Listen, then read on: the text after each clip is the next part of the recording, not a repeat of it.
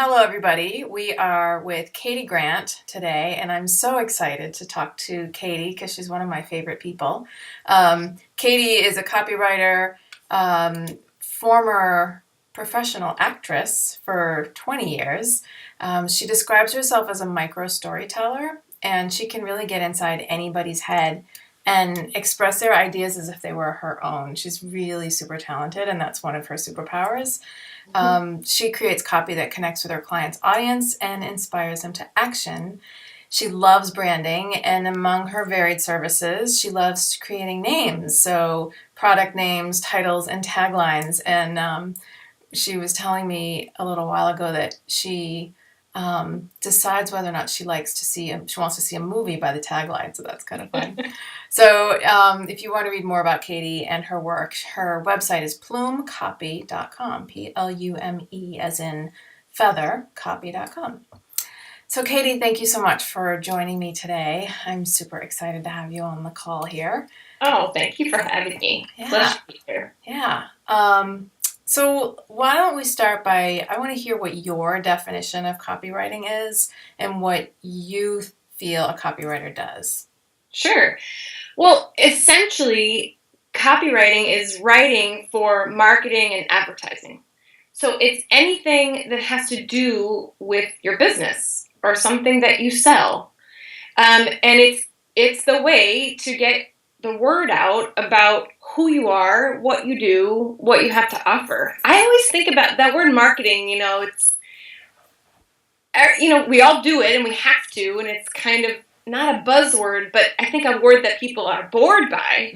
And I just like to think about when we actually had a market that you had to go to in your village, right? And you had apples to sell or meat or, dried spices or something. You had to go to the market. And if you weren't in the market visually to be seen, nobody could buy from you because they didn't know you existed. They didn't have computers. They weren't selling flyers and putting them under your door and all that stuff. So the way to get the word out is to share who you are by way of your website most often, because I think that's the place that people usually go first when they hear about you, unless you happen to have a product on the shelves and, or there's a commercial or, all of those things. Copy is writing the advertising, for commercials that you see on TV, but, mostly for small business, we're talking about a website and an email or a sales page, that kind of thing. Yeah. Cool.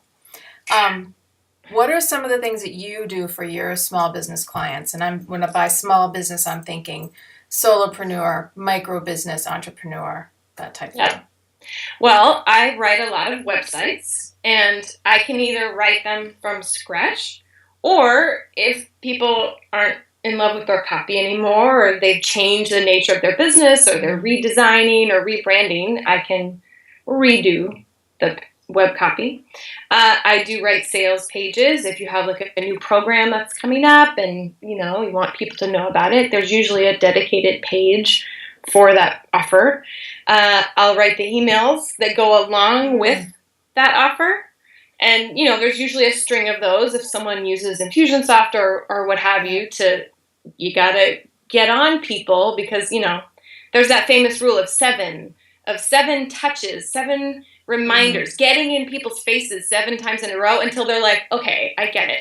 I feel like in this day and age, though, because everything moves so fast, it might be maybe 3 times that people are like, oh, I want to look into that. So, and you obviously would do that in a way that doesn't feel like you're shoving it down somebody's throat, because that's just not your style. No, not at all. My style, like you said, I call myself a micro storyteller. So I really focus on what's the story here? Why are you creating this offer? What is the need that you are solving in people's lives? Why did you come up with it? So that we can be really specific and people can connect with why you created it in the first place. Yeah. And then they can see themselves in the copy, in the description of the product or service and go, oh yeah, I do need that. That's me. But that can only happen if we are really getting specific and talking about a person's story. Mm. I really believe, especially with small businesses and solopreneurs, that you are your business. Totally. So the more you share about who you are and where you came from and what your mistakes were, then people know you're real and they feel connected to you and they want to know more about your story and they want to, get into what you have. That's so true. Yeah, Yeah. that's so true. So obviously copy is important. Good copy is important. And we've all seen copy that's not good and then copy that just draws you in and is like, oh my God, this is the best. Do you, and I assume that you do, but I'm going to ask the question anyway. Do people come to you with copy that they've written and say, help, and kind of hand it over and say, here you go? Yeah, for sure. And so that... I think it's, like, you can't be your own therapist. Sometimes I think, like, you're so close to what you've created and maybe you're a little in love with it, which we all get that way, that you can't be objective and say, am I really giving the specifics of the program here? Or am I getting stuck in telling the details a little too much about this one piece of it? Yeah. Does it answer the who, what, when, where, why, and how? Back to elementary school when we were learning how to write. Those things are really important. But the way you do it can be a bit more interesting. And what I think is important about writing copy, it's not just the words. It's the way the words are presented. And this, of course, goes into what you do a little bit with design. But the typology typography and bolding sentences and not having big, heavy paragraphs. People see paragraphs and they go, and they go to the next page or the next website. Right. Even. Yeah. I think they like bullet points are good and spreading it out and putting it in bite-sized pieces so that you can skim it and get what it's about. And therefore the design and making it look pretty is really important. But I write in a way so that a designer can take it and run with it. Right. They have to go together. Yeah. And I think that is a skill that someone who isn't a copywriter or a writer wouldn't think to do. They're just like, I got to get this information out, so I'm just going to write like paragraph. But they don't have that skill of breaking it up and making it work for the web. Yeah. Very true. Yeah. I've heard you talk about the 7 C's of copywriting. Do you want to talk about that a little bit? Should we kind of run through them? My little play on words. Yeah. What I do. I've just broken it down into the 7 C's, as in the letter C of copywriting. And I'll list them real quick, and then we'll go through each one maybe a little bit. But they are clarity, concise, conversational, concrete, consistency, credibility, and call to action.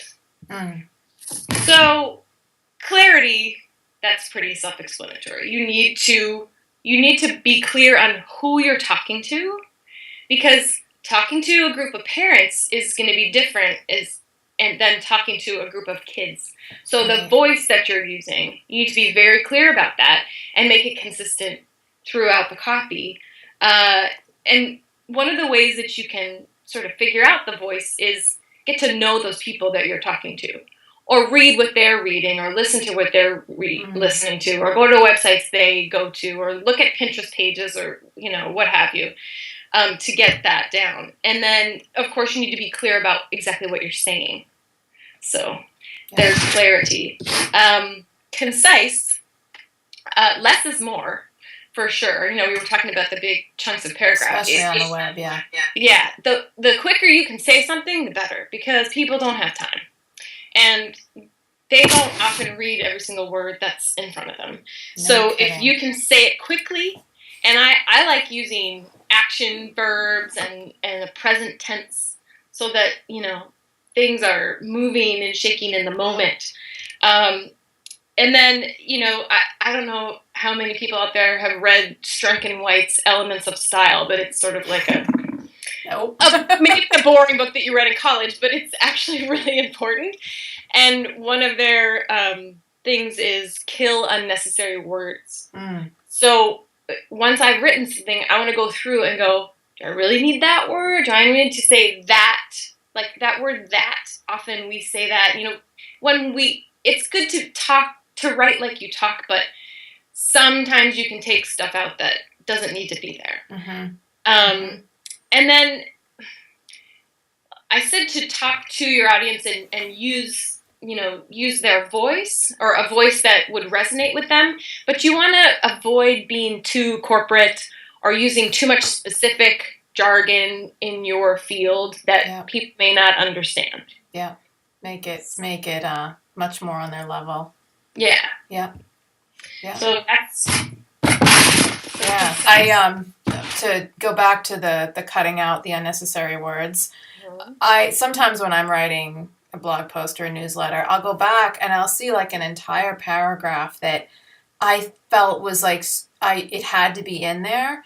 Yeah. And then I think about why. Like, why was that so important to me? Because it really doesn't add anything to what I'm writing. So I just take it out.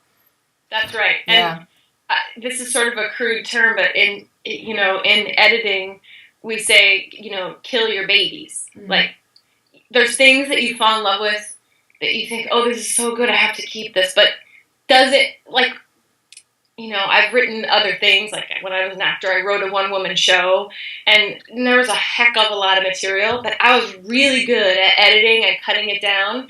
And I would say to myself, does this move the story forward? Right. If it doesn't, then it's out. It doesn't matter how much I like it or how cool it makes me seem or, how good the writing is. It doesn't matter. So that is a good point and a good touchstone to say to yourself, is this essential? Do they really need to know this? Does it tell them something more that would make them want to, join or buy or whatever, get to know you? Yeah. And then I touched on this a little bit, but conversational. I think it is good to not be so stiff when you write, especially, and I wrote a blog post about this because I kind of have a beef about it, but especially in a bio, I think people are really stuffy. And they think they have to be professional and say it, and maybe a specific bio that's going to be printed somewhere for, you work at Google or something, like, okay. But for the web and for your customers, just talk the way you speak, because that's what's going to connect them to you. Yeah, and that's a great point, because we were having this conversation in the Women's Circle group recently about a LinkedIn bio and the challenge of making it, attractive to the LinkedIn crowd, but still show your personality, because this person that was talking had such a fantastic, outgoing, bubbly personality. And she's like, I don't want to stifle that, but I also don't want to come off as being not unprofessional, but a little too relaxed. Absolutely. Yeah. And you know what? I didn't mention that before. That's one of the things I do for my clients is write social media profiles. Mm-hmm. And one of my favorite things to do is to figure out what is that person's story that weaves in their career journey. Mm. Because a lot of us, and I bet a lot of people in your Women's Circle, have had many different lives and different careers, and it seems like we're all over the place. But how do we make that seem like one cohesive piece? Not necessarily like you did it on purpose, because you were just living your life and people change their minds. But there's usually a thread that goes through all of those disparate things that I love to find and put it together into the summary for LinkedIn. And I think it's a really good idea to use your personality there, even just a little bit. Even a little. Yeah. You have to. You have to. Because who wants to be bored? Right. Right. And also, I feel that if you're not showing a little of your personality, you're almost misrepresenting yourself. Exactly. Yeah. Yeah. I agree. So, it's one way I like to think about it is, you might go back and edit it, but try writing as if you're conversing at a dinner party. Mm-hmm. Like you might be talking to people you don't really know very well, but you're still going to throw a little funny in there, here and there. Yeah. Right? Because you want them to get a sense of you. So that is the way I like to think about that. And it's okay to be entertaining and, try to connect with people a little bit. And just, if you think about story, that's obviously my focus in how everything I do. You want to get people interested with a good beginning, right? You kind of hook them in. Yeah. You want to keep them going, maybe play up on emotion so that they stick around for the middle, and then leave with an impression that, inspires action or makes them want to reach out to you. So, yeah, good advice. Good. Oh, and one last thing is a tip is to read what you wrote out loud, because you'll often hear, "Oh, I don't need that word," or "That doesn't sound right," and it helps with the editing process. Good advice. And it makes you sound like the way you talk. Okay. So number 4 is concrete, and this is talking about concrete examples. The more specific that you can be, the better. Because if you're going to say things in general terms, then why should I pick you over the next person? They do the same thing. But how do you do it? That's different. What is your approach? Yeah. Where did that come from? So you want to really use concrete examples. Obviously, show, don't tell is a good rule. Okay. Maybe to tell a story of a specific example of when you did something with a client and what happened. Yeah. Rather than, I do this. Well, I do this, and here's what happened one time when I did it. Give people a chance to see themselves in what you're writing. And then I think a really important thing to focus on is why. Why does someone need what you're offering? And why are you offering it? Because that goes back to the story and being really specific. Because I might really resonate with how you got to where you are and why you're now doing what you're doing. But if you don't tell me, I can't have that connection. Yeah. Yeah. So number 5 is consistency. Okay. And there's a few ways this applies. It's consistency in the way you write. So to use the voice that you have created online, to stick with that style, through everything that you do, through all platforms, all these social media places that we go, Facebook, Instagram, Twitter, your website, the emails that go out, your newsletter. If you can be consistent so that people go, "Oh, that's her." They recognize that whenever they see something of yours. But also in the amount that you put out, and maybe you have yourself on a schedule of how often you blog. It's good to be consistent. I mean, Definitely. Not everybody blogs every week. I do it every 2 weeks, but I'm consistent with it. But you're consistent, yeah. People expect that and show up. And then the newsletter is consistent too. Yes, exactly. Yeah. And then also to invite engagement every time you put something out there. I mean, this is going to go back to number 7 in a call to action. But if you don't tell people what they're supposed to do, they're not going to do anything. They're not going to do anything. Right. And so to be consistent with every time you write something, whether it's an email or a blog post or your web copy, there needs to be an incitement to take action. Yeah. To work with you. Yeah. And then we have credibility. And this, you can build your own credibility, of course, but what if you could also show your knowledge of your competitors? That shows credibility because you know what's going on in the market around you.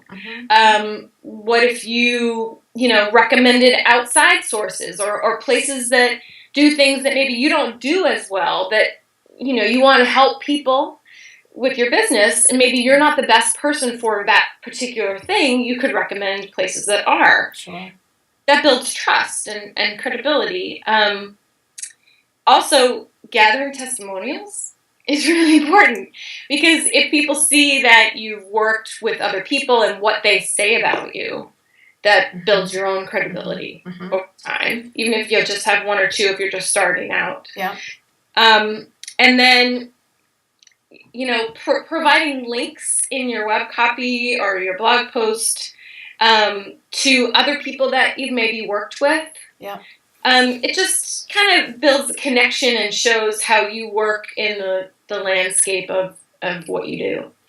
How do you feel about where you see on websites or you see in newsletters all the logos of where people have been published, or sometimes they don't even say anything and they're just there, and you don't, and you assume that they were featured somehow on those different channels? How do you have an opinion about those? I honestly have never really thought about it much, but personally, when I see that, I think that shows credibility. Mm-hmm. If they've, I would trust them to not have a logo there unless they've appeared on it. And I would think if I clicked on it, it would take me to their article. It should. Yeah. So I think it's okay to do. I don't know that I would put it in every email, but I would definitely have a section on my website. Yeah. Where people could find where you were other places. Yeah. It goes kind of along with testimonials, but it's that social proof. Yeah. And it's kind of a quick and easy way to do it. Right. Rather than I wrote this for here. It's just I like short and simple. Yep. Finally, call to action. A call to action is literally telling the person that's reading whatever they're reading how to get in touch with you, how to buy your program, what to do next, how to follow you online. Even just at the end of a blog post, I mean, it might seem boring, but at the end of every blog post, whether I'm writing it for myself or someone else, I ask a question. Mm-hmm. What do you feel about the 7 C's? And let us know in the comments below. Yeah. Oh, I should put a comment. I mean, we kind of need to be reminded. Absolutely. Yeah. What to do. So it's really important to tell people what you want them to do. Maybe even create a little urgency about you should do it now. Mm-hmm. Especially like on a sales page if you're running a special or you have a discount, like that is good to say. Yeah. Encourage sharing. And you're sharing your stuff. Yeah. Tweet about it here. Yeah. Because it won't happen unless you ask them. Sure. Or sign up for the newsletter, something like that. Yeah. Provide an easy way for them to do it quickly. It's so important. I was working with a client, a few weeks ago who was so stressing out about her program details and everything. And she's like, can you just look at this for me? And she had it all beautifully laid out, but she didn't have any buy buttons. I was like, well, this is all great information, but where would somebody buy? And she's like, well, what do you mean? And she looked at it, she's like, oh my God, completely forgot the call to action. That's where, you get too close to something. Yeah. You just forget those little details. And then the last thing I like to say is what would you could think about as you're writing something, what would make you want to share this? Mm-hmm. And put that in there. Mm-hmm. Make it a little bit more personal or, along those lines. Okay, so those are the 7 C's. Those are great. Those are the 7 C's. 7 C's. Fail the 7 C's. So question about, not everybody can afford a professional copywriter for all of their stuff. Right. So are there certain places on a website or in marketing materials where it's more important than in others? Sure. First of all, if you're not a very good writer, you should just know that and know when you need help, right? And when to ask for help. And even if that means writing something and having your partner or a friend, accountability buddy read it over and give you feedback. Yeah. But as far as the things that are probably better to hire someone to do, I think your bio, your about page, your social media profiles, those places where you're talking about yourself, it's kind of hard to do for people.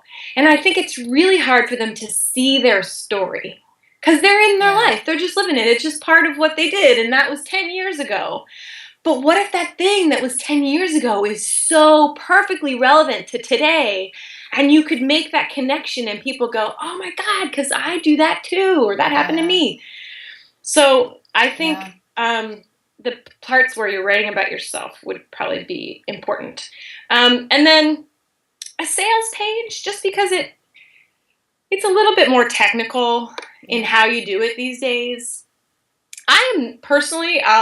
I confess, I am not in love with the long form, scrolling forever sales page, but it seems to work. But it works. And everyone's doing it. And I have scrolled through entire pages myself. Yeah. You know, so. Well, and that's the thing. A good page will draw you through it so that you feel like you need to keep going. Yeah, and it's like you're taking them on a journey. Yeah. But there's, like you said, your friend forgot the buy buttons. There should be at least 3 places on your page for them to buy before you get to the end of the page. Absolutely. So there are technical things like that that people might not know who are just going to sit down and write their own copy. A lot of people I talk to get stuck on the homepage. They're like, what the heck do I put on the homepage? Right. Because I think of a homepage as like combination introduction and a soft sell, like a welcome and a this is what you do next. Right. So I imagine that you get a lot of that. Yeah, and that's honestly, I think, where someone like you comes in with the design. Because I think that is an important marriage. Because homepage should be easy on the eyes, not too copy heavy, very visual. And yes, some call to action and a little bit about who you are, kind of a teaser and what you offer. Definitely teasers, yeah, that's a good way to put it. On the other pages, that's why you have multiple web pages. Or that's why, everyone loves this new page where everything's on one page and you just scroll through. That's great. But the top of the page, before the fold, so to speak, that should have everything to know about you. But it should give a really good sense of your personality. Yeah. And if that's not something you feel comfortable doing, then that would be a good place to hire someone. And that's the key, comfort. It's like if you're struggling with something, then it pays to reach out to somebody, whether it's a colleague or a friend or a professional. Yeah. Definitely. Yeah. In the 70s, you touched on this a little bit. I'm wondering if you have any special tips for making writing easier. Yes. Writing in general. Yes, absolutely. Well, one of them that I'm going to echo is omit needless words, right? That's just really important. So go through, read it out loud, see what you can pull out, see how much you can take out and still get the point across. Yeah. There's actually this great app. It costs like $8, but it's totally worth it. It's kind of like software. It's an app, but it pops up on your computer. So it's the Hemingway app. Oh, I have that. I love it. It's fantastic. Oh my God. It's so brilliant because it's color coded and you put your copy in and it will tell you if it's too difficult for someone in middle school to read. Right. And understanding we're adults and that's fine, but we want to have shorter sentences and quicker sound bites. Yeah. So, it'll highlight it red if it's really difficult and maybe there's a really big run-on sentence, that it will highlight that and you will be able to see it. So, and it makes suggestions too. Yep. It's awesome. Yeah. So worth it. I don't use it all the time, but there's certain clients I have who are very wordy and I'm editing their blog posts and I'm just like, no, let's go look at Hemingway. Yeah, I forget to use it sometimes, but then I'll remember and I'll run a blog post through and I'll be like, oh, right. Yeah. And I do a whole heck of a lot of editing to it. Yeah. So that's a great one. That goes into my next tip, which is you want your writing to flow, so you want to actually vary the sentence length. So even one word. I love short, curt sentences or, just one word, period, one more, just something to break it up a little bit. Yeah. I think is very helpful. Another thing is to think like your customer rather than a writer, right? So that you can relate to them when you're writing. And even to think as a consumer. Yes. Yeah. Yeah, exactly. Put yourself in their shoes. Right. What would work for them to see or hear. One of my tips, I believe I got this from Laura K. Roeder. She has LKR social media. She's brilliant. And she has the 1-to-1-to-1 rule. So when you're writing, you are one person writing about one thing to one person. So a lot of people do this, like they've done this in B school or, in figuring out your marketing and your branding. Who is your ideal customer? Right. It's actually a good idea to, some people write out a whole profile and name the person and specifically what they like. Yeah. And then just write to that person. Yeah. And I like to I'm talking directly to them, so I say you. Yeah. And I talk in the first person and, focus on the one thing that I'm writing about. So that makes the biggest difference for me when I'm writing. Just like you and I talking. That's right. Yep. That's it. Because then they feel like you're talking to them and they go, oh, she gets me. Or, Right. And I mean, obviously, if you read back through your writing and it's boring to you, it's going to bore other people. Even more. Yeah. So it should be interesting. And then a couple of tips about, writing a headline or a title for your blog post. So hard. My favorite thing to do. Honestly, I write the title for a blog post before I write the post. You do? It gives me a focus. Yeah. I don't know why. That's how I do it. But if you don't do it that way, as you're writing the body copy of the post, headlines might pop into your head. Or you might write a sentence and go, ooh, that's good. Maybe you could pull that out as the title. Yeah. And, if we're talking a headline for a sales page, say, you definitely want it to mention the benefit of what you're talking about. But it should also be a little interesting, kind of arouse curiosity and make people interested to know more. So playing on words, or I'm a big fan of alliteration. So I think that's a good thing to try sometimes. Because the headline's only job is to get people to read the first sentence, right? Yeah. Yeah. To get you in. Interested. Exactly. Yeah, I think those would be my tips. Those are great tips. So I gotta ask, what's the strangest, oddest, funniest project that you've ever worked on? Actually, I was hired once by a friend of mine who, she's a copywriter, has been for years out in Pennsylvania. And she does not like naming things. She thinks it's really hard. And so she hired me to brainstorm with her. We had to name a frozen Chinese food product that was being presented to Costco. Oh, wow. And they were pretty particular about it had to be 2 words, and it had to give the sense of place, and it had to be sophisticated. It was interesting. They really wanted upscale, sophisticated, and I was like, this is going in Costco. Right. Not that upscale, sophisticated people don't shop there, but that's not really their MO. Right. So anyway, I loved it, and I got really creative and did this hanging snow lantern. It was this might be a good tip if you're naming something. My husband really likes this Japanese artist, Kawase Hasui. And we have these 2 big picture books of their ink wood block prints. So I just started flipping through those prints and seeing what came to me for the names for this Chinese food product. So I came up with some really creative stuff. They went forward and didn't pick anything that we came up with, and chose the most boring thing that didn't even match what they were asking for. Oh, well. But lost. It was really fun.